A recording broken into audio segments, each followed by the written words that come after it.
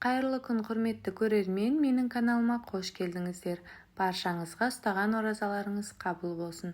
Бүгінгі ауызашарға осындай өте әдемі әрі дәмді, жұмсақ болып шығатын пончики дайындайтын боламыз. Әрі біз оны духовкада пісіреміз. Видеоны соңына дейін қарап, менімен бірге жасап көріңіздер. Ол үшін ең алдымен құрғақ қоспаларымызды жақсылап араластырып қоямыз. Онымен разрыхлительді алып, жақсылап араластырамыз. Қыздар, қазіргі мен жасап жатқан рецепті сіздер екіге бөліп жасасаңыздар да болады. Мен өйткені қазір өте көп жасайын деп тұрмын. Сол үшін де менің рецептімдегі қоспаларды екіге бөліп жасай беріңіздер. Содан соң құрғақ ыдысымызға жұмыртқаны және де қантты, сұйық майды, содан соң айранды қосып, барлығын қант ерігенше жақсылап миксерлейтін боламыз. Венчикпен араластырсаңыздар да болады. Ол кезде ұзағырақ араластырасыздар. Және де бөлме температурасындағы суды қосамыз. Қыздар, біздің барлық қоспаларымыз бөлме температурасында болғаны дұрыс. Сол кезде пончиктарымыз жұмсақ, өте әдемі болып шығады. Айранды негізінде 3,2% айран қоссаңыздар да өте жақсы болады.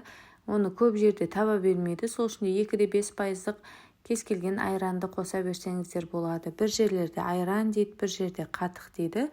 Магазиндегі сыртында кефир деп тұрған кез келген 3,2% айран жарай береді.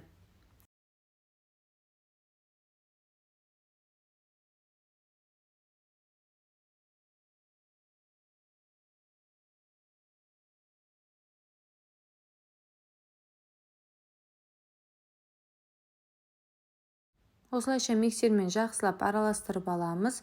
Біздің қантымыз еруі қажет. Қанттың ерігенін қолыңызды салып қараған кезде ешқандай да іртік қолыңызға байқалмау керек.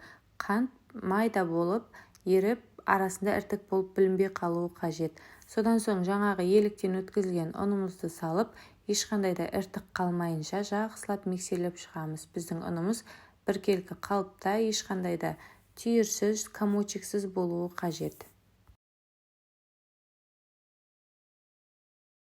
Қыздар, мен барлық рецепті мөлшермен описание бөлімінде қалдыратын боламын. Біз қазіргі жасап жатқан пончиктан, егерде сіздер кішірек 7 сантиметрлік формада пончик жасайтын болсаңыздар, 40-50 штук шығатын болады. Ал егер үлкенірек жасасаңыздар, 30-40 штуктай шығуы қажет.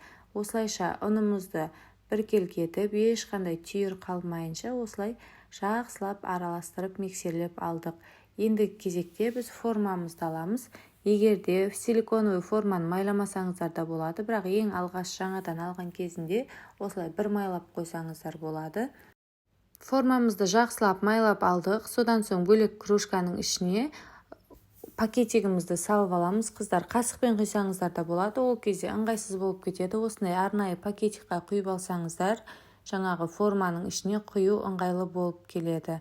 Пакетикке құйып болғаннан соң жаңағы формамызға қатты толтырмай жартысынан ғана құямыз. Егерде көбірек құятын болсаңыздар, сіздердің пончиктарыңыздың ортасының тесігі жоқ болып жабылып қалады. Сол үшін де кішкене жартылай ғана құямыз.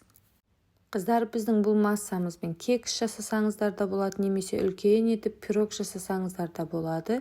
Өте жақсы рецепт. Осылайша кез келген нәрсені пісіре аласыздар. Формамызға құйып алдық, және де біркелкі болу үшін осылай столдың үстіне ұрғылап аламыз. Менде пончик пісіретін форма біреу ғана болғандықтан қасына кекс та пісіретін боламын.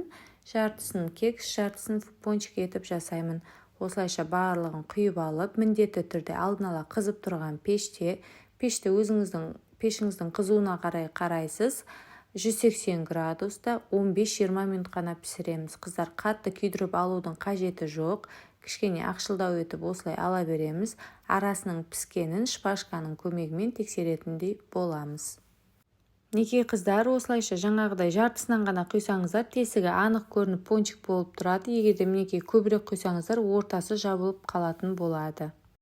Егерде пончиктарды кішкене күйіңкіретіп алатын болсаңыздар, қатты болып қалады. Сол үшін де қатты күйдірмей тек қана 15 минуттай уақытта пісіріп алатын боламыз. Мінекей қыздар, және де бұл пончиктардың бетіне өзіңіздің қалауыңызша кез келген шоколадты ертіп құйсаңыздар да болады. Қазақстан шоколады болсын, немесе шоколадқа краситель қоссаңыз да, немесе осылай глазурлерді жақсаңыздар да болады. Ол өзіңіздің қалауыңыз, кез келген шоколадтармен жағып сәндей бересіздер. Қыздар, видеоларым ұнап жатса әрі пайдалы болып жатса, каналымды жоғалтып алмас үшін міндетті түрде тіркеліп, лайк басуды ұмытпаңыздар.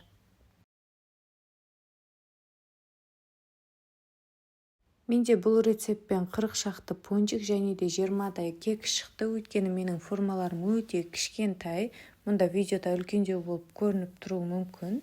Сол үшін де егерде үлкен формаға жасайтын болсаңыздар, сіздерде міндетті түрде кем дегенде 30-40 штук пончик шығатын болады. Осылайша қалауыңызша сәндеп аласыз. Бетіне неше түрлі тәттілер сепсеңіздер де болады.